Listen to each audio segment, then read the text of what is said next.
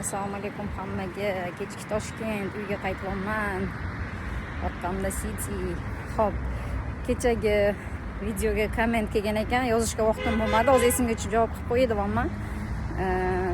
Opa, hamma gapingiz to'g'ri, faqat paxta qo'yibsiz deb yozibdilar bir followerim. Paxta emas, meni taniydiganlar yaxshi biladi. Men hech kimga paxta qo'ymayman. Tabiatim shunaqa.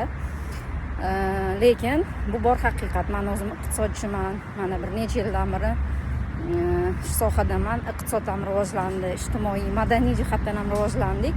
Buni tan olish kerak.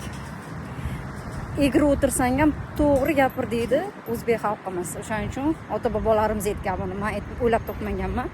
Men borini aytdim. Nimani his qilsam o'shani gapiradigan odatim bor. Unaqaligi xafa bo'lmadim gapingizda, faqatgina o'ylab yozish kerak. Men paxta qo'yadigan inson emasman. Charchamaydi. Sog' bo'linglar.